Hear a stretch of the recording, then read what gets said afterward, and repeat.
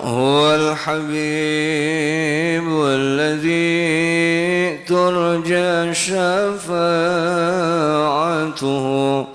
لكل هول من الأهوال مقتحم. يا رب بالمصطفى بلغ مقاصدنا واغفر لنا ما مضى يا واسع. فهو الذي ثم معنه وصورته ثم اصطفاه حنيئا بارئ النسم. يا رب بالمصطفى بلغ مقاصدنا. Assalamualaikum warahmatullahi wabarakatuh. Bismillahirrahmanirrahim. Alhamdulillahi rabbil alamin. Allahumma salli wa sallim ala sayyidina Muhammadin wa ala ali sayyidina Muhammad. Nawayna ta'allum wa ta'lim, tadhakkar wa tadhkir, wa naf'a wal intifa' wal ifada wal istifada wal hatha ala tamassuki bi kitabillah wa sunnati rasulillah wa du'a ilal huda wa dalala alal khair ibtigha wajhillah wa maradatihi wa qurbihi wa thawabihi subhanahu wa ta'ala. Qala al-muallif al-imam an-Nawawi fi kitab al-arba'in nawawiyya nafa'ana Allahu bihi wa bi ulumihi wa bi ulumi sa'ir salihin fi ad-darain amin ila an qala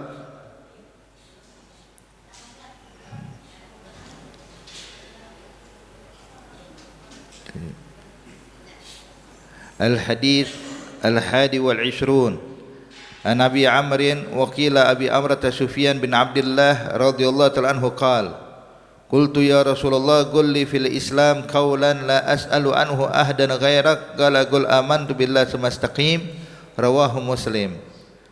An Abi Abdullah Jabir bin Abdullah al-Ansari radhiyallahu ta'ala anhuma anna rajulan sa'ala Rasulullah sallallahu alaihi wasallam faqala ara'aita idza salaitul maktubat wa sumtu ramadan wa ahlaltul halal wa haramtul haram wa lam azidu ala zalika syai'an adkhulul jannah qala na'am rawahu Muslim. Al hadits tsalits wal 20 an Abi Malik Al Harits bin Asim Al Asy'ari radhiyallahu ta'ala anhu qala qala Rasulullah sallallahu alaihi wasallam at-tahur satrul iman walhamdulillahi tamla'ul mizan wa subhanallah walhamdulillah tamla'an aw tamla'u ma baina as-sama'i wal ard wa salat nur wa sadaqatu burhan wa sabru diya wal qur'anu hujjatun laka aw alaik kullun nas yaghdu fa ba'u nafsah fa mu'tiguha wa mubighuha rawahu Muslim. Alhamdulillah, hadirin hadirat yang dimuliakan Allah Subhanahu wa taala, melanjutkan pelajaran kita daripada kitab Arba'in Nawawi sampai pada hadis ke-21, yang mana ini hadis diriwayatkan oleh Abi Ammar atau juga Abi Amrata Sufyan bin Abdullah At-Thaqafi, bahwasanya beliau pernah bertanya kepada Rasulullah sallallahu alaihi wasallam, ya Rasulullah qulli fil Islam, wahai Nabi Muhammad sallallahu alaihi wasallam, qulli fil Islam, sampaikan nasihat kepadaku ketika saya memeluk Islam ini. Artinya saya ingin mendengar nasihat Islam, agama Islam kepada saya, yang mana ini ucapan saya enggak bakal tanyakan kepada orang selain kau. Artinya ini pertanyaan khusus untukmu ya Rasulullah, saya enggak bakal bisa minta nasihat kepada selain engkau dalam urusan ini. Maka Nabi pun mengatakan qul amantu billah tsumastaqim. Kalau begitu wahai Abi Amrata, bilang amantu billah, saya beriman kepada Allah, tsumastaqim, dan istiqomahlah. Makna al-iman kepada Allah Subhanahu wa taala arti benar-benar meyakini bahwa Allah Subhanahu wa taala adalah zat yang memberikan segalanya untuk kita, yang memperhatikan kita, yang memberikan nikmat untuk kita, yang memberikan kesehatan untuk kita, yang menurunkan rahmat, mengangkat bala dan lain-lainnya. Jadi meyakini akan Allah Subhanahu wa taala, tidak ada keraguan lagi kepada Allah Subhanahu wa taala. Hadza makna iman kepada Allah Subhanahu wa taala. Nah, iman ini perlu selalu diperbaharui. Ya. Nggak cukup cuman iman, cuman sekedar saya percaya Allah itu ada. Ya. Betul, cuman pengennya iman lebih dari itu ayolah ahbab. Ya. Bukan cuman percaya Allah itu ada, tapi benar meyakini, berusaha, merasakan kalau dia itu benar-benar selalu merasa dilihat oleh Allah, selalu merasa diperhatikan Allah. Sebab banyak orang Bapak Ibu sekalian melakukan hal yang diharamkan Allah, melakukan maksiat itu saat mereka lupa kalau lagi dipandang sama Allah. Padahal kalau mereka sadar mereka selalu dipantau oleh Allah, maka nggak ada lagi yang berani untuk buat maksiat, hadirin. Ya. Contoh, orang melakukan kejahatan itu kan begitu ada kesempatan. Ya. Kalau nggak ada kesempatan nggak bakal mungkin melakukan kejahatan. Pengen mencuri, lihat kanan kiri atas bawah nggak ada CCTV, mencuri dia. Ya. Tapi coba kalau ruangan CCTV-nya ada 5, depan dia CCTV, belakang dia CCTV, sebelah kanan CCTV, sebelah kiri CCTV. Kira-kira jadi mencuri nggak nih orang? Nggak jadi, takut. Kenapa? Merasa dilihat. Ketika seseorang merasa ada yang memperhatikannya, maka dia bakal urungkan niatnya untuk berbuat jahat. Dia urungkan niatnya untuk melakukan kesalahan. Tapi kenapa orang banyak melakukan kesalahan? Sebab mereka lupa kalau mereka lagi dipantau oleh Allah. Sebab sebenarnya ibu bapak, pantauan Allah ini lebih jeli dibandingkan CCTV. Ya. CCTV itu kadang kalau sinyalnya lagi bagus sih kelihatan jelas, tapi sinyalnya jelek ya, hilang. Ya. Kadang lagi ada listrik, wah kelihatan, giliran listriknya mati hilang juga. Tapi kalau Allah pandangannya enggak pernah luput kapanpun dimanapun. Innallaha ma'akum aina ma kuntum. Allah bersama kalian dimanapun kalian berada. Mau kita lagi sendiri, mau kita lagi di depan umum, lagi di halayak ramai, atau lagi di kamar, atau di luar rumah, semua dipantau oleh Allah. Makanya orang kalau udah merasa selalu diperhatikan sama Allah, maka inilah yang namanya darajatul ihsan.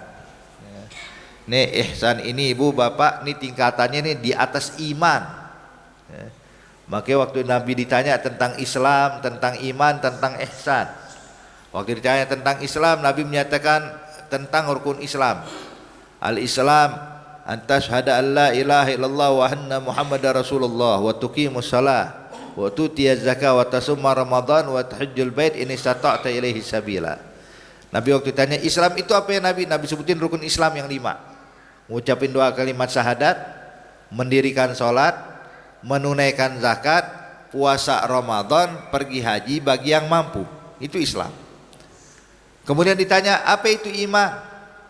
Maka Nabi menjawab, ketika ditanya tentang iman, Nabi jawab tentang rukun iman. Al iman antu minabillah wa malaikatihi wa kutubihi wa rusulihi wa bil yaumil akhir wa bil qadari khairi wa syarri. Dinyatakan iman itu ada 6. Beriman kepada Allah, beriman kepada malaikat Allah, beriman pada kitab-kitab Allah, beriman kepada utusan-utusan Allah, beriman pada hari akhir, dan beriman pada qada dan qadar. Itu iman. Kemudian ditanya lagi, apa itu ihsan? Ihsan itu kata Rasulullah, anta abudallaha ka'annaka tarah fa illam takun tarahu fa innahu yarak. Beribadalah engkau kepada Allah seakan-akan engkau melihat Allah, atau paling tidak rasakan kalau engkau sedang dilihat Allah. Makanya kata ulama ibu bapak, ihsan ini adalah gabungan antara iman dan Islam. Jadi kalau dulu pernah ada satu orang jahiliyah, bukan orang jahiliyah, artinya orang Arab, fi bidayatil Islam. Ketika dia baru masuk Islam, baru ngucapin 2 kalimat syahadat, dia bilang amanna, kami udah beriman. Maka Nabi tegur, golla bal aslamna. Jangan bilang beriman dulu, bilang saya udah masuk Islam. Iya, iman tar dulu, iman ada langkahnya. Jadi intinya ayolah ahbab, semuanya itu bitadarruj. Ada apa namanya jaraknya, ada langkahnya dulu. Jadi Islam ke iman, iman baru mencapai ihsan. Nah pengennya Rasulullah ini ketika Nabi katakan qul amantu billah, katakan saya beriman kepada Allah, artinya bukan cuma sekedar mempercayai, tapi meyakini kalau dia selalu dilihat Allah, dia selalu diperhatikan Allah. Ya. Ini kalau udah begini ibu bapak udah ya. Orang kalau udah merasa diperhatikan Allah, ibadahnya bakal bagus. Beda sholatnya orang yang ihsan sama orang yang gak ihsan.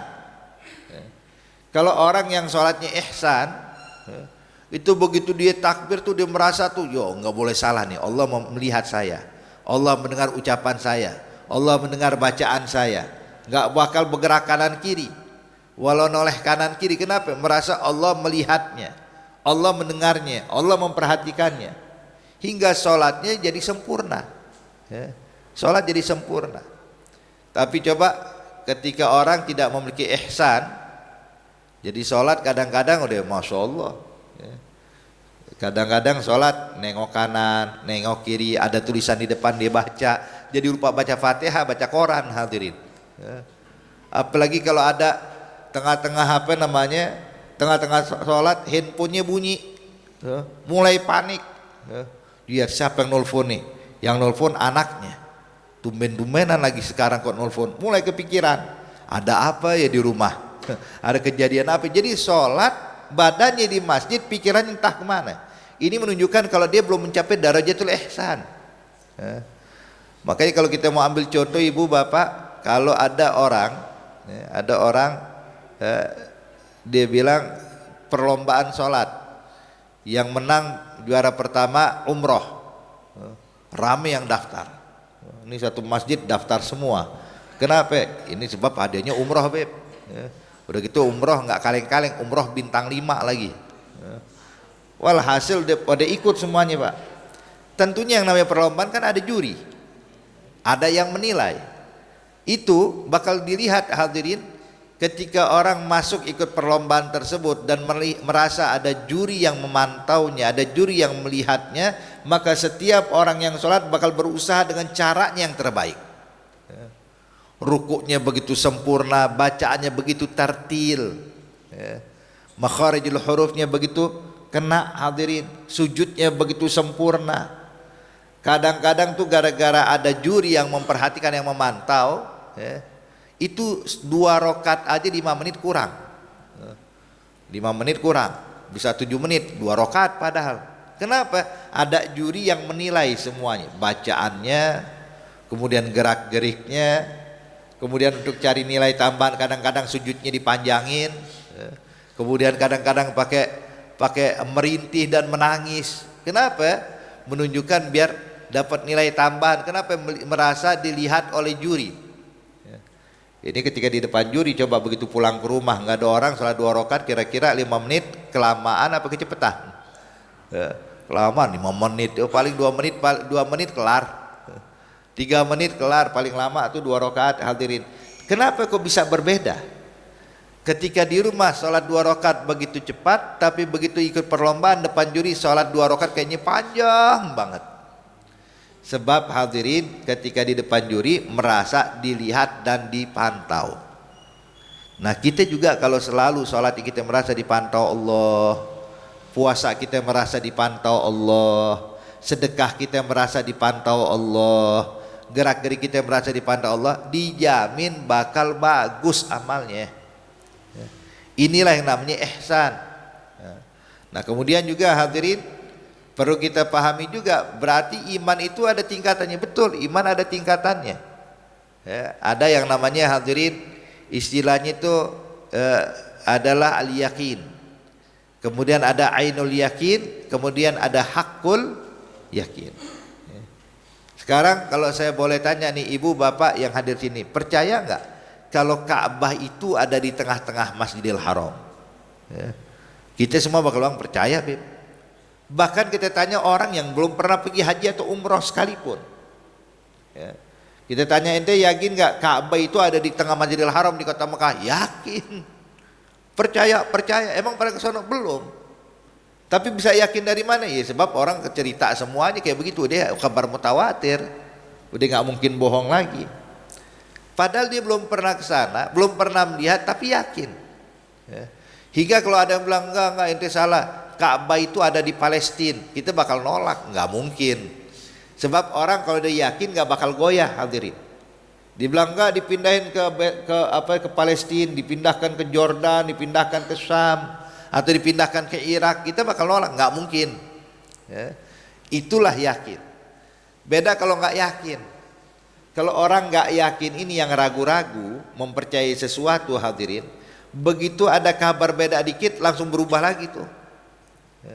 Ya. Ka'bah dipindah ke Palestina, oh kapan dipindahnya? Langsung bingung, langsung bimbang, hadirin. Kenapa? Sebab belum yakin. Ya. Jadi kalau ada yakin nggak bakal goyah. Mau ada apapun nggak bakal goyah. Namun yakin aja nggak cukup, perlu tingkatkan kepada ainul yakin. Ya. Makanya ketika mencapai ainul yakin gimana? Ketika kita pergi haji atau pergi umroh, masuk Masjidil Haram, maka kita ngeliat tuh bangunan Ka'bah yang begitu haibah, bangunan Ka'bah yang begitu mulia, hadirin. Ketika melihat Ka'bah sekarang berubah, yang tadinya yakin menjadi ainul yakin. Kita sholat biasa nggak kelihatan Ka'bahnya, tapi kalau di depan Ka'bah sholat kelihatan Ka'bahnya, hadirin. Tambah yakin lagi, naik tuh peringkat yang tadinya yakin menjadi ainul yakin. Ternyata ainul yakin aja nggak cukup, masih ada tingkatan berikutnya namanya hakul yakin. Gimana hakul yakin? Habis sholat salam, disamperin Ka'bah, dipegang tuh dinding Ka'bah. Ya. Maka sekarang naik lagi makomnya, hadirin, yang tadinya ainul yakin menjadi hakul yakin. Nah ini darajatnya iman. Makanya dulu Allah gambarkan di dalam Al-Quran bahwasanya Nabi Allah Ibrahim alaihissalam berkata kepada Allah, ya Rabb arini kaifa tuhyil mauta. Ya Allah, perlihatkan padaku bagaimana engkau yang menghidupkan yang telah mati. Ya, saya pengen lihat buktinya ya Allah kalau engkau menghidupkan yang udah mati. Maka Allah jawab, Allah katakan, awala tu'min ya Ibrahim, ente gak beriman ya Ibrahim? Maka dijawab, bala, saya beriman ya Allah, saya yakin kau maha mampu melakukan itu. Cuman lihat ma'inna qalbi, biar makin tenang nih hati saya. Sebab orang kalau udah semakin yakin, makin mantap hatinya. Ya, saya pengen tambahkan makom ya Rabb. Yang tadi saya yakin, saya pengen lihat gimana prosesnya menghidupkan makhluk yang udah mati, biar berubah yang tadinya yakin menjadi ainul yakin. Saya pengen lihat. Ya. Maka Allah katakan, kalau begitu baik ya Ibrahim, ambil 4 ekor burung, kemudian sembelih, kemudian diletakkan di tempat yang berbeda, kepalanya yang dipegang. Nanti kami yang bakal menghidupkan. Maka diletakkan tuh burung setelah disembelih, satu di bagian barat, satu di timur, satu utara, satu selatan. Kemudian Allah perintahkan Nabi Ibrahim, ya Ibrahim sekarang panggil tuh semua burung yang udah kau sembelih, dengan izinku akan aku hidupkan, kata Allah.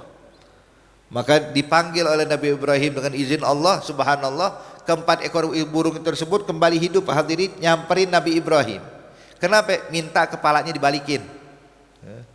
Hingga dalam riwayat, hadirin, burung warna hitam dikasih kepala yang berwarna putih, nolak, tahu ini bukan kepalanya dia. Sampai segitunya. Hingga akhirnya Nabi Allah Ibrahim menyaksikan bukan lagi ainul yakin, Pak, tapi dia merasakan, dia pegang tuh kepalanya. Hingga akhirnya berubah yang tadinya ainul yakin menjadi hakul yakin.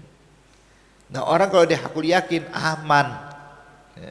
Syaitan nggak berani ngedekat sama orang kayak begini, hadirin. Kenapa? Percuma, dibisikin nggak bakal percaya sama kita. Sama ibu bapak, kalau bapak pernah pergi haji atau pergi umroh, pernah nyium Hajarul Aswad atau pernah nyium dinding Ka'bah, tahu-tahu saya bilang, ibu tahu nggak Ka'bah itu bukan di Mekah, Ka'bah itu ada di Madinah. Ibu bakal bilang, oh siapa yang bilang Beb, orang kemarin saya pergi haji, saya pergi umroh, Ka'bah ada di Mekah. Enggak, di Madinah. Ibu bakal mengatakan, enggak mungkin, orang saya pegang kok tuh dinding Ka'bah. Artinya orang kalau dia mencapai hakul yakin, mau orang bisikin sedunia sekalipun enggak bakal berubah, hadirin.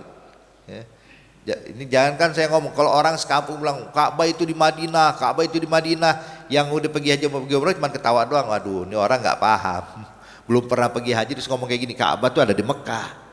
Enggak berubah. Walaupun orang-orang berusaha mempengaruhi dia, enggak berubah. Kenapa? Udah mencapai yang namanya hakul yakin. Nah, syaitan paling takut ketemu orang yang hakul yakin. Yakin sama Allah. Makanya di sini Nabi katakan, "Qul amantu billah." Saya beriman kepada Allah. Maksudnya apa? Bukan cuma sekedar percaya, tingkatkan imanmu. Tambahkan keyakinanmu. Ketika sudah seperti itu, semastaqim, kemudian istiqomahlah dalam keyakinan yang kokoh ini. Dalam keimanan yang kuat, istiqomah dalam ibadat, istiqomah dalam amal taat.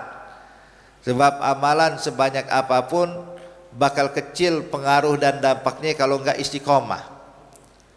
Amalan sehebat apapun Bapak Ibu sekalian, tapi kalau kurang istiqomah, kadang dikerjain, kadang ditinggalin.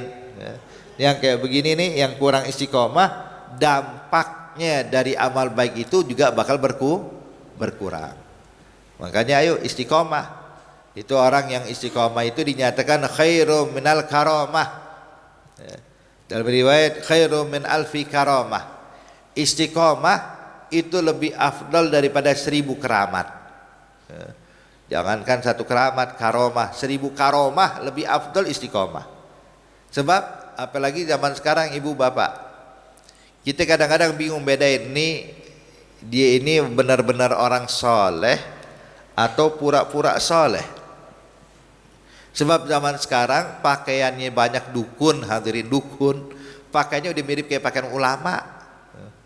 Ada dukun pakai imamah, ya, dukun pegang tasbih, ada. Hingga kita bingung, ini beneran ulama apa dukun, hadirin. Ya. Cara yang bedain, yang gampang membedakannya satu, istiqomah nggak dalam ibadah, istiqomah nggak dalam kebaikan. Kalau dia istiqomah dalam kebaikan, amat, nih orang baik nih. Sholatnya rajin, puasanya rajin, amalnya rajin, pokoknya istiqomah terus. Ini orang masya Allah berarti. Tapi kalau orang yang nggak istiqomah, hadirin, ya, dia punya sesuatu yang luar biasa, ini namanya bukan karomah, tapi namanya istidraj. Ya. Jadi bedakan antara karomah dengan istidraj. Kalau karomah itu diberikan sama Allah perkara yang luar biasa, diberikan sama Allah kepada orang-orang saleh. Ya. Ada orang terbang di udara, masalah contohnya nih, jalan di atas air. Lihat gimana sholat, wah rajin sholatnya, puasanya rajin, ibadahnya masya Allah. Maka itu karomah namanya. Tapi ketika kita lihat ada orang jalan di atas air, kita tanya gimana sholat, waduh sholatnya saya nggak tahu, sholat apa kagak nih orang. Sebab waktunya sholat dia pergi kemana. Kemudian puasa, aduh itu juga saya pernah lihat Ramadan dia makan dia minum. Berarti ini namanya bukan karomah bu, namanya istidraj. Walaupun secara zahir mirip, cuman bedanya kalau karomah diberikan buat orang yang soleh, istidraj diberikan sama Allah buat orang yang fasik. Nah, makanya di situ hadirin hadirat yang dimuliakan Allah Subhanahu wa taala, cirinya orang soleh itu dia istiqomah dalam satu kebaikan. Makanya Nabi nyatakan khairul a'mal adwamuha wa in qal. Sebaik-baik amalan itu yang bisa kita dawamkan, yang kita rutinkan, walaupun sedikit tapi rutin, aman deh. Ya. Rutin. Saya cuma bisa baca Quran sehari cuma setengah juz, ya rutinin aja setengah juz. Atau saya setiap hari itu cuma baca satu lembar. Ya, daripada Al-Quran. Enggak apa-apa, yang penting rutin, istiqomah. Nabi katakan tsumastaqim.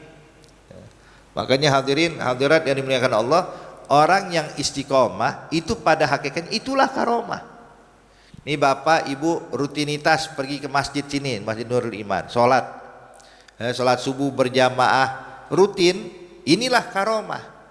Jadi kita nyari karomah nggak mesti jalan di atas air dulu. Saya nggak punya karomah karena apa? Saya kalau jalan di atas air nyelam juga saya. Saya kalau lompat jatuh juga saya. Karomah tuh jangan dicari yang begitu. Itu hal-hal kayak begitu hadirin Allah berikan cuma bukan buat orang baik dong, hatta orang nggak baik dikasih sama Allah. Itu Dajjal nanti waktu turun bu, Pak. Dajjal waktu turun Allah kasih apa sih? Istidraj. Jadi Dajjal itu cuma bilang ke awan-awan turun hujan. Hei bumi tumbuh pepohonan. Sesuatu yang menakjubkan hadirin. Tapi kita lihat Dajjal sholat nggak? Enggak. Ibadah nggak? Berarti istidraj. Jadi kalau kita punya hal ini hadirin, Mau Dajjal turun kapanpun insya Allah kita aman. Kita nggak bakal jadi pengikutnya Dajjal. Makanya cukup kita bedakan gimana ibadahnya, gimana amal taatnya. Wahakadha. Jadi intinya istiqamah dalam kebaikan. Ya. Istiqamah dalam kebaikan. Nah, ini yang harus ada sama kita. Makanya coba pilih hadirin hadirat yang dimuliakan Allah, amalan apa yang mau kita istiqamahkan. Ya. Jadi intinya kita jadikan ini PR. Pokoknya saya ini harus ada satu amalan yang saya harus bisa istiqamah dalamnya. Terserah ibu bapak, saya pengen sholat duha istiqamah, lakuin istiqamah. Saya pengen istiqamah sholat witir, ya amalin, jangan ditinggal. Saya mau istiqamah baca Quran sehari 1 juz, baca. Yang penting istiqamah. Hakada.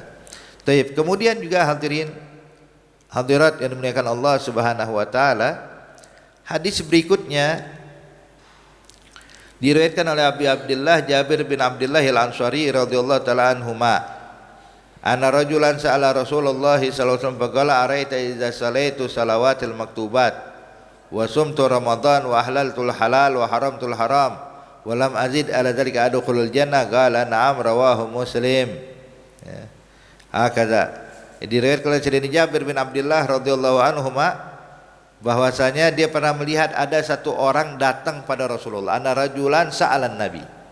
Ada orang bertanya kepada Rasulullah sallallahu alaihi wasallam. Ya. Nanya apa orang ini? Ya. Dia bertanya, ya Rasulullah, ya, apa pendapatmu kalau saya mengamalkan satu amalan dan saya lakukan sholat 5 waktu, kemudian saya puasa Ramadan, kemudian saya melakukan zakat, ya, dan saya tidak menambahkan lebih dari itu, kira-kira tempat saya di sorga apa neraka? Jadi saya cuma ngejalanin yang wajib doang, sholat 5 waktu, kemudian saya puasa Ramadan, kemudian saya menghalalkan apa yang dihalalkan Allah, mengharamkan apa yang diharamkan Allah, walam azid ala dzalik. Saya nggak mau tambah ini lebih dari itu. Yang wajib doang saya kerjakan. Saya nggak ngamalin yang sunnah, nggak mengamalkan amalan-amalan yang tidak diwajibkan. Kira-kira ada khulul jannah, saya bisa masuk surga nggak? Kata Nabi, na'am. Jadi intinya hadirin, sebenarnya masuk surga itu mudah, ya, mudah. Asal kita mau nurut aja sama Allah, nurut aja sama Allah, surga. Gimana nurut? Pokoknya jalanin apa yang diperintahkan, tinggalkan apa yang dilarang, selesai. Ya. Makanya kadang orang bingung gimana ya cara masuk surga. Udah pokoknya jalanin perintah, tinggalin larangan, jangan masuk surga. Sholat jangan ditinggal, puasa jangan ditinggal, maksiat jangan dikerjain, khalas, aman, aman.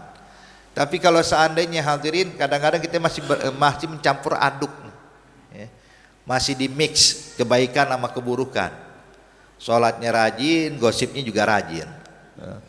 Oh, kalau digosip, wah, kalau sholat 5 menit kayaknya lama banget, 7 menit, wah imam kepanjangan nih, imam berlebihan. Tapi kalau gosipin orang setengah jam mah kurang. Betul apa betul, Bu? Betul. Kadang-kadang berapa jam digosipin orang, 3 jam, 4 jam, dia udah gosip, udah kongko panjang lebar gosipin orang, semua digosipin. Dari mulai pejabat sampai rakyat, pemerintah semuanya digosipin, sampai ulamanya pun digosipin. Ya Allah, itu udah 4 jam gosipin orang, ya. Begitu bubar masih kurang, nyampe rumah megang handphone, tahu nggak ada lagi berita baru, panjang lagi, ya. Jadi seharian itu isi cuman gosip aja. Yang kayak begini masih nyampurin aduk nih kita nih, ya. Yang kayak gini memang sulit masuk surga. Jadi kalau pengen gampang masuk surga, udah semua yang dilarang kita tinggalin, yang wajib kita kerjakan, khalas, ya. Jalanin perintah, tinggalkan larangan. Makanya ini waktu orang ini bertanya, gal ada khulul jannah, kira-kira saya bisa masuk surga nggak ya Nabi? Kata Nabi, na'am, ya. Iya, bakal masuk surga. Kalau yang ngamalin wajib doang dijamin masuk surga, lalu bagaimana kalau ditambahin dengan amalan sunnah?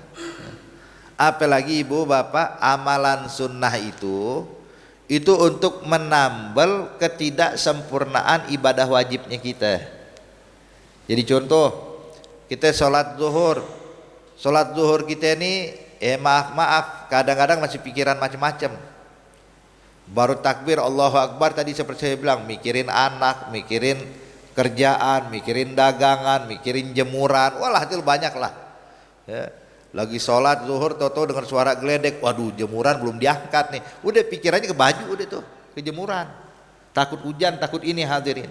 Nah hal-hal kayak begini nih, arti sholat kita kan masih belum sempurna. Kenapa? Masih pikiran ngawang kemana-mana, belum fokus akan ibadah. Maka yang kayak begini hadirin perlu kita amalkan amalan sunnah. Kita lakukan sholat sunnah qobliyah ba'diyah. Tujuannya apa nih sholat qobliyah ba'diyah? Selain mengamalkan apa yang dilakukan Rasulullah, tujuannya juga untuk menutupi ketidaksempurnaan dari ibadah wajib kita. Jadi ibaratnya kalau baju bolong-bolong tuh tambelan itu. Ibadah sunnah tuh tambelan daripada baju yang bolong tadi, kayak begitu. Makanya lakukan juga yang sunnah. Ini kalau sahabat Pak Bu, sahabat ini bertanya kira-kira sama surga, kata Nabi iya, ya sahabat. Sholatnya khusyuk, ibadahnya benar, ya. Dijauhkan dirinya dari maksiat, jauhkan diri dari hal yang haram. Jadi ibadah wajib doang itu udah bisa masukin dia ke surga. Tapi kalau kita makanya berat banget ini, ya. Kalau cuma ngamalin hadis ini udah beb, ntar nggak mau lagi sholat duha, nggak mau lagi sholat witir, nggak mau lagi qobliyah ba'diyah, aduh repot. Kenapa? Sebab kita tahu siapa kita, masih banyak kurangnya hadirin. Maka ini intinya kalau kita benar-benar sebagaimana sahabat ini melakukan apa yang diwajibkan, meninggalkan semua yang dilarang oleh Allah Subhanahu wa taala, itu dijamin bakal bisa masuk surga. Ya. Nah kemudian juga hadirin hadirat yang dimuliakan Allah Subhanahu wa taala, lihat kesungguhan sahabat ini. Sahabat ini bilang kalau saya amalin yang wajib, tinggalin yang haram, masuk surga? Masuk surga. Arti tujuan ibadah dia itu surga. Ikhlas karena Allah. Sebab ikhlas itu kan beramal karena Allah, atau beramal untuk mendapatkan ganjaran dari Allah, itu pun ikhlas. Jadi kita jangan bilang, oh kalau ente sholat tujuannya surga berarti gak ikhlas. Ikhlas. Sebab surga itu milik Allah. Jadi kita berharapnya kepada Allah. Jadi ikhlas itu Bu, Pak, memang inti awalnya maknanya itu beramal karena Allah. Dan mengharapkan pahala itu juga ikhlas. Mengharapkan surga itu juga ikhlas. Kenapa? Sebab dia tahu yang ngasih pahala adalah Allah, yang masukin orang ke surga juga adalah Allah. Kenapa ibadah? Saya sholat biar gak masuk neraka. Ikhlas gak? Ikhlas. Sebab orang yang memasukkan orang ke neraka juga adalah Allah. Jadi intinya hadirin, kita gak usah khawatir, Bib saya kayaknya gak ikhlas deh selama ini, kalau saya sedekah ngarepin pahala doang. Ikhlas itu. Yang gak ikhlas itu kalau beramal mengharapkan pujian manusia, mengharapkan dihormatin orang, mengharapkan belas kasihnya orang. Yang kayak gini baru dinamakan riya. Tapi kalau mengharapkan ridho Allah, mengharapkan surga Allah, mengharapkan pahala Allah, mengharapkan kebaikan dari Allah, itu ikhlas semuanya, ya. Jadi ikhlas artinya lebih luas. Nah makanya hadirin hadirat yang dimuliakan Allah, lihat nih sahabat, kira-kira saya masuk surga enggak? Jadi tujuannya cari surga, ya. Jadi bukan minta perhatian dari Nabi. Kira-kira Nabi ente bakal seneng enggak? Kira-kira enggak. Dia nggak nanya itu. Dia bilang saya masuk surga atau enggak. Ya, dan biasa tabiat orang Arab ini Bu, Pak, kalau ngomong tuh langsung to the point. Ya. Kalau kita kan banyak orang Indonesia nih terus terang banyak apa ya? Banyak awalnya bukan to the point, padahal ya nyinggung-nyinggung sedikit gitu loh. Ya, nggak berani to the point, nggak enakan orangnya. Ntar kalau saya ngomong gini ntar tersinggung lagi. Tuh kita tuh. Banyakan mikirnya daripada berbuatnya hadirin. Tapi kalau orang Arab berbuat, mikir belakangan, repot nih. Makanya dia berani ngomong, al-ahadul jannah ya Rasulullah. Kira-kira nih kalau saya sholatnya cuma 5 waktu, puasanya Ramadan, saya halalkan yang dihalalkan Allah, saya haramkan yang diharamkan Allah. Kalau anda ngerjain itu kira-kira masuk surga apa kagak? Masuk surga, khalas, selesai. Ya. Nggak pakai basa-basi dulu hadirin, langsung to the point. Hakada. Nah cuman di sini juga poin penting yang harus kita pahami hadirin. Tadi ketika dia nyatakan dia nggak mau mengamalkan yang sunnah, sebab dia yakin dengan amalan fardunya itu murni untuk Allah, ikhlas karena Allah. Ini yang bakal masukin orang ke surga. Tapi kalau amalnya kita ini masih kadang ikhlas, kadang nggak ikhlas, maka kayaknya nggak cukup amalan fardu doang, harus juga mengamalkan amalan sunnah.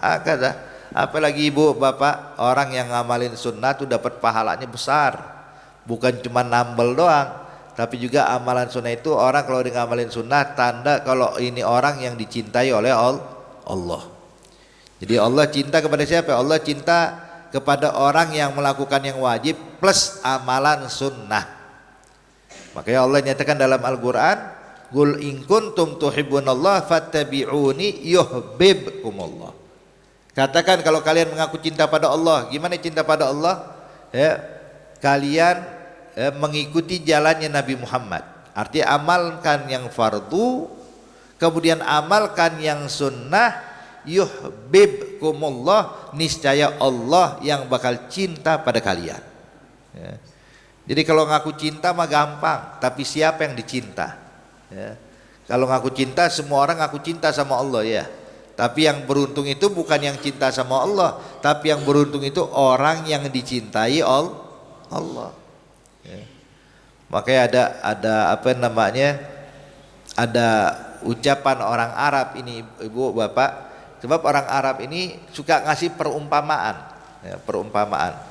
Jadi dinyatakan kullun nas yadda'i bil laila walakin syad man da'ahu laila. Dinyatakan setiap orang ngaku cinta sama Laila. Contohnya nih, jadi ada di kampung ada perempuan namanya Laila, kayak Majnun Laila hadirin. Kisah Majnun Laila. Orang-orang yang tergila-gila sama Laila. Jadi ada wanita cantik namanya Laila. Semua laki-laki sekampung itu mengaku cinta, jatuh cinta sama Laila. Dari mulai yang ujung sampai ke ujung semua ngaku cinta sama Laila. Cuman yang beruntung yang cinta sama Laila, apa yang dicintai Laila? Yang dicintai Laila, yang bakal jadi pasangannya Laila adalah orang yang dicintai Laila, bukan orang yang cinta Laila, tapi orang yang dicintai Laila. Nah kita juga hadirin, setiap orang mengaku cinta pada Allah. Kita ngaku cinta pada Allah. Yang jarang sholat kalau ditanya juga cinta kan sama Allah? Cinta sama Allah. Yang jarang ke masjid kalau kita tanya cinta nggak sama Allah, dia bilang cinta sama Allah. Jadi intinya ibu bapak, kalau mengaku cinta doang nggak cukup. Makanya Allah nyatakan, Qul in kuntum tuhibbunallah. Kalau kalian ngaku cinta pada Allah, apa buktinya? Fattabi'uni, ikuti jalanku, kata Rasulullah.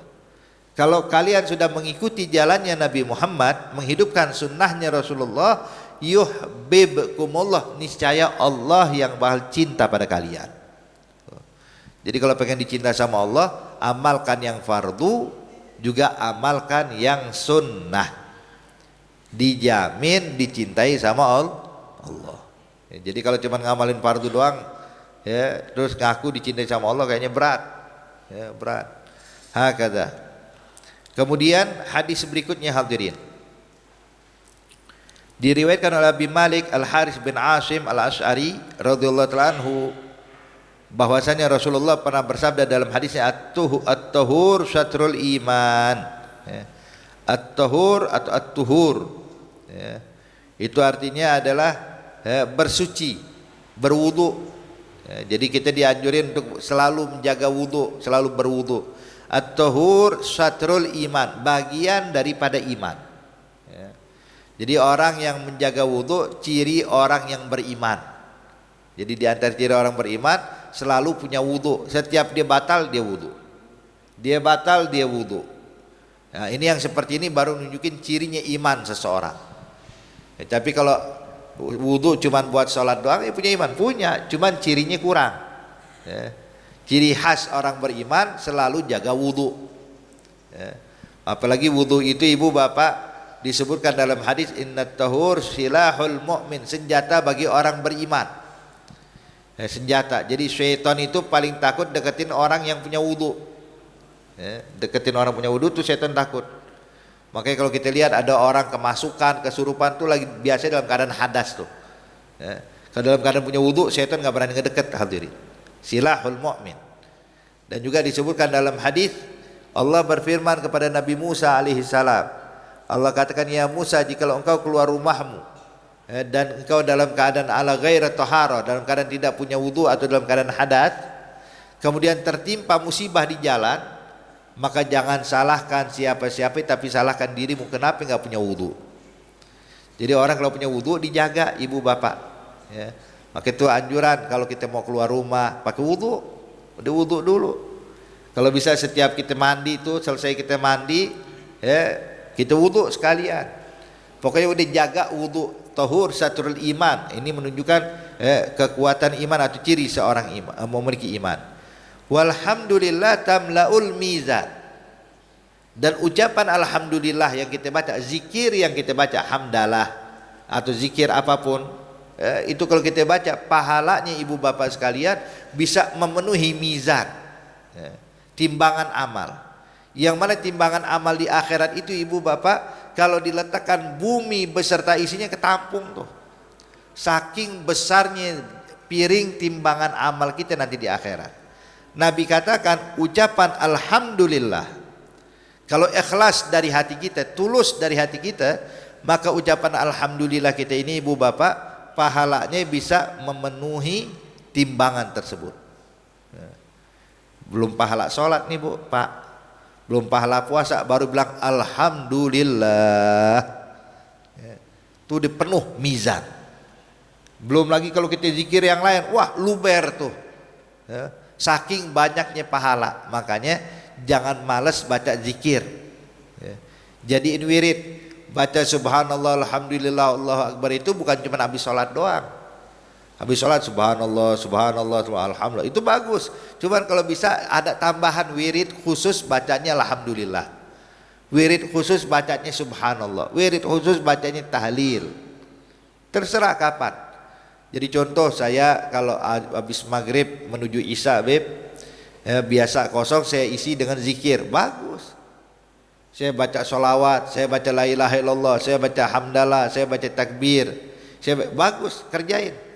Jadi itu ada zikir khusus hadirin, dalam sehari semalam kita gunakan waktu untuk berzikir, hanya untuk zikir pada Allah.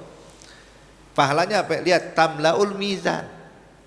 Cuman ini zikir yang ikhlas ya, yang benar-benar keluar dari orang yang hatinya ikhlas hanya cari ridha Allah, maka ucapan alhamdulillahnya ini yang nanti pahalanya bisa memenuhi mizan. Sebagaimana hadirin, orang kalau ikhlas dalam menyebutkan zikir itu pengaruhnya besar. Bahkan pernah disebutkan di dalam riwayat hadis, bahkan dikutip oleh Imam Al-Bukhari dalam kitab sahihnya, itu ada nanti satu orang di akhirat kelak, waktu dibangkitkan di hadapan Allah, maka dibukakan oleh Allah ada 99 catatan amal. Yang mana satu catatan amal itu kalau dibentang dari timur ke barat tuh nggak kelihatan ujungnya hadirin. Allah katakan ikra, baca tuh. Ini sebelum ditimbang nih, baca catatan amal ente, lihat dari awal sampai akhir. Maka dia baca tuh lembaran pertama, waktu dibuka gulungan dari timur ke barat nggak kelihatan ujungnya, dibawa sama mereka dari ujung, ayo baca tuh urut, baris pertama, baris kedua, baris ketiga, sampai satu gulungan kelar, buka gulungan kedua. Kelar gulungan kedua, buka gulungan ketiga, sampai 99 gulungan. Ketika udah 99 gulungan, dilihat dosa, banyakkan dosanya, maka waktu berdiri di hadapan Allah, Allah tanya, ya abdi, ya, ente udah baca semua? Dia bilang, udah ya Allah. Ada yang mau dikoreksi? Ente mau komplain? Mungkin malaikat saya salah tulis sekali, ya. Mungkin Raqib Atid menulis sesuatu yang ente nggak kerjain, atau lupa kau lakukan sesuatu tapi nggak ditulis Raqib Atid. Ayo kesempatan sekarang, sebelum saya hisab nih, yuk, ada kekurangan, ada kesalahan atau bagaimana? Dia bilang, la ya Rabb. Apakah malaikatku berbuat zalim pada engkau, menulis sesuatu yang tidak kau lakukan? Dia bilang, enggak ya Allah, saya akui semua yang tertulis di 99 golongan semuanya murni apa yang saya lakukan, nggak ada yang ditambahkan atau dikurangi oleh malaikat Raqib Atid. Kemudian Allah berkata kepada dia, gal afika hasanah, ente punya kebaikan nggak sih?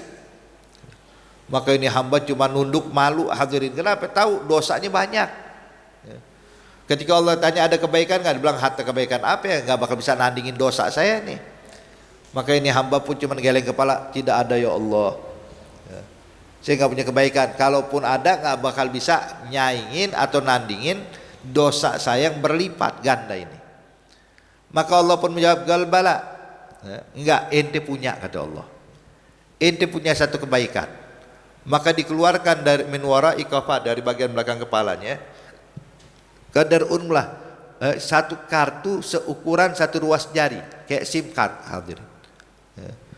Dikeluarkan dari bagian belakang kepalanya, itu tertulis kalimat la ilaha illallah. Allah katakan, nih kebaikannya ente. Maka kata Allah, dipanggil malaikat-malaikat, timbang catatan amal yang 99 dengan satu bitoko nih, satu kartu yang seukuran ruas jari yang bertuliskan la ilaha illallah. Maka dia pun berpikir, berkata, ya Rabb, apa artinya bitokoh ini di hadapan 99 gulungan? Satu kartu paling beratnya cuma berapa gram? Ini 99 gulungan, satu gulungan tuh dari timur ke barat nggak kelihatan ujungnya hadirin. Artinya berapa ton nih catatan amal? Bayangin, gram sama ton kan beda jauh. Allah katakan, dalam pengadilanku kebaikan keburukan semuanya ditimbang. Mau sedikit, mau banyak, urusan belakang, yang penting kebaikan ditimbang. Sebab pengadilan yang paling adil ya pengadilan Allah nanti di akhirat. Waktu ditimbang hadirin 99 gulungan ditaruh di dalam neraca itu, kemudian diletakkan bitoko yang seukuran satu ruas jari, subhanallah, baru ditaruh Pak, ternyata beratan ucapan la ilaha illallah. Hingga 99 gulungan terhempas keluar, yang ada cuman kebaikan. Maka kata Allah, kalau gitu tempatmu di sorga bukan neraka. Tuh. Ucapan la ilaha illallah. Belum lagi zikir yang lain hadirin. Makanya usahakan ada wirid, amalan khusus kita rutinkan. Mau baca 10 kali dulu, atau 20 kali, atau 100 kali, baca. Kemudian juga dinyatakan subhanallah walhamdulillah tamla'an atau tamla'u ma baina samai wal ard. Kemudian ucapan subhanallah walhamdulillah itu pahalanya tamla'an, memenuhi 2 piringan daripada timbangan. Kalau tadi cuma 1, nih sekarang dua-duanya penuh, isinya cuma pahala doang, nggak ada dosanya. Tamla'an. Atau dalam riwayat tamla'u ma baina samai wal ard. Kalau diletakkan nih pahala dari ucapan subhanallah alhamdulillah, ini bumi sama langit penuh, cuman pahala dia doang. Bukan pahala, belum pahala sholat, belum pahala baca Quran, baru pahala subhanallah walhamdulillah. Allah, enak banget kan kita kalau zikir nih, ya Allah, pahalanya banyak kayak begini hadirin. Kemudian wassalatun nur. Kemudian sholat yang kita lakukan itu yang bikin cahaya kita nampak nanti di akhirat. Jadi bercahaya. Makanya orang yang rajin sholat bu, mukanya ada cahayanya. Walaupun kulitnya nggak putih, tapi dipandang tuh enak banget. Hati kita kalau ngelihat orang yang rajin sholat tuh, kalau ngelihat mukanya, hati kita langsung kayaknya tersentuh hadirin. Tapi kalau ngelihat orang yang nggak pernah sholat sama sekali, nggak pernah sujud sama sekali pada Allah Subhanahu Wa Taala, mau seganteng apapun wajahnya, mau secantik apapun, kita nggak bakal betah ngeliat mukanya. Beda dengan orang yang rajin sholat. Makanya as-salatun nur, wasadaqatu burhan, dan sedekah itu bukti kalau dia adalah seorang hamba yang nurut kepada Allah. Wasabar, dia dan sabar itu merupakan dia cahaya, sama dengan sholat. Cuman bedanya ibu, dalam bahasa Arab nur dengan dia beda. Kalau nur itu dinyatakan kayak nurul ghamar, nurul ghamar, cahaya bulan. Kalau matahari tidak dibilang nur syams, tapi dia usames. Bahasa Arab yang benar nih, dia usames. Jadi kalau matahari dibilangnya dia, kalau bulan dibilangnya nur. Apa bedanya hadirin? Orang Arab nih membedakan, padahal kalau artinya sama-sama cahaya Pak, cahaya bulan, cahaya matahari. Tapi kenapa dibedakan antara nur dengan dia? Kalau nur itu cahaya yang muncul tanpa perantara api, tanpa dibakar dulu. Tapi kalau dia itu cahaya yang muncul ketika dinyalakan api, itu namanya dia. Nah, ketika dinyatakan wassabar dia, sabar itu dia, bukan nur. Kenapa? Sebab orang sabar itu ngalamin kayak sulit, kayak dibakar dulu dengan masalah, dibakar dengan problem, dibakar dengan gangguan. Dia sabar. Ibarat itu cahayanya muncul ketika diuji dulu, ngalamin kesulitan dulu, maka dinamakan kata Nabi wasabru dia. Sabar itu ibaratnya kayak cahaya matahari, kebakar dulu baru bercahaya. Jadi kalau orang nih diuji, ditempa, dia sabar, diganggu orang, dia sabar, itu makin bercahaya. Bercahaya. Wal Quran hujjatun lak au alaik. Dan Quran yang kita baca itu bisa memberikan pembelaan buat kita atau sebaliknya. Gimana itu membela kita atau sebaliknya? Sebab Nabi yang katakan, man ja'alal Quran amamahu qadahu ilal jannah wa man ja'alal Quran wara'a dhahri sahagahu ilan nar. Barang siapa yang menjadikan Al-Quran di depan dia bakal membimbing dia masuk surga. Kalau Al-Quran ditaruh di belakang dia bakal menyeret dia masuk neraka. Gimana membimbing dia? Artinya dijadikan Al-Quran sebagai panutan.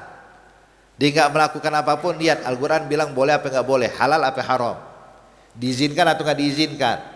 Ketika dijadikan Al-Quran di depan dia, maka Al-Quran yang bakal bimbing dia masuk surga. Tapi sebaliknya, orang yang menjadikan Al-Quran di belakang badannya, artinya apa? Kalau melakukan sesuatu nggak peduli apa kata Al-Quran, yang penting saya senang dulu, yang penting saya dapat duit dulu, yang penting saya jaya dulu. Al-Quran bilang haram, biarin. Artinya Al-Quran ditaruh belakang sama dia. Maka dinyatakan dengan Nabi, Al-Quran itu bisa nyelamatin dia atau justru sebaliknya mencelakakan dia. Makanya ibu, bapak, Nabi pernah nyatakan dalam hadis, kam min talil Quran wal Quran yal'anuh. Berapa banyak orang baca Quran tapi Al-Quran melaknat dia. Maksudnya gimana? Dia baca ayat Quran tentang larangan durhaka sama orang tua. Wah, baca Qurannya rajin tapi durhaka sama orang tua. Dia baca Quran dan Al-Quran melaknat dia. Dia baca Quran, dia baca ayat tentang larangan memutuskan tali silaturahmi. Dia baca berulang-ulang tapi dia termasuk orang yang memutusin tali silaturahmi, ya percuma. Makanya di situ Al-Quran bisa nyelamatin, kadang juga bisa mencelakakan dia. Kemudian kulun nas yaghdu fa ba'u nafsu fa mu'tiqaha aw mubiqaha. Kemudian Nabi katakan setiap orang ini setiap harinya itu antara dua, imma mu'tiq wa imma mubiq. Apa itu mu'tiq? Mu'tiq dia merdekakan, artinya orang yang patuh taat kepada Allah, berarti dia memerdekakan dirinya dari hawa nafsu. Tapi sebaliknya ketika di hari tersebut dia tinggalkan sholat, tinggalkan puasa, tinggalkan kewajiban, tinggalkan perintah Allah, berarti kayak hamba yang kabur dari tuannya. Budak yang lari dari tuannya, kabur dari tuannya, itu bakal ditangkap, bakal dihukum. Bakal dihukum. Nanti kita juga hadirin, nih hari yang kita lalui, setiap hari yang kita bakal alami atau yang telah kita lalui, maka coba usahakan jadilah kita sebagai mu'tiq bukan mubik. Kita taat pada Allah, jalankan perintah Allah, tinggalkan apa yang dilarang sama Allah, biar kita jadi mu'tiq. Bukan sebaliknya orang yang kabur dari Allah Subhanahu wa taala. Maka insyaallah hadirin hadirat yang dimuliakan Allah Subhanahu wa taala, saya rasa ini 3 hadis cukup buat kita amalkan, kita praktekkan dari apa yang telah kita sampaikan tadi. Insyaallah Allah mudahkan dan Allah jadikan kita kelompok orang-orang yang mendapatkan ridha dari Allah Subhanahu wa taala, dan dijadikan tahun baru Islam saat ini menjadi tahun yang terbaik buat umat, tahun yang bawa keberkahan buat kita, tahun yang bawa rahmat untuk kita, tahun yang mendatangkan pertolongan khusus dari Allah Subhanahu wa taala untuk umat Islam dimanapun mereka berada. Amin ya rabbal alamin. Al-Fatihah bil qabul wa tamam kusul ma'mul ala hadhihi niyya wa kullu niyatin salihah wa ila hadratin Nabi Muhammadin sallallahu alaihi wasallam. Al-Fatihah. A'udzubillahi minasyaitonir rajim. Bismillahirrahmanirrahim. Ar-Rahmanir-Rahim. Maliki yaumiddin. Iyyaka na'budu wa iyyaka nasta'in. Ihdinas siratal mustaqim. Siratal ladzina an'amta 'alaihim. Rabbana taqabbal minna innaka antas samiul alim wa tub 'alaina innaka antat tawwabur rahim. Subhanakallahumma tahiyyatuhum fiha salam. wa akhiru da'wahum anil hamdulillahi rabbil alamin. Wassalamualaikum warahmatullahi wabarakatuh.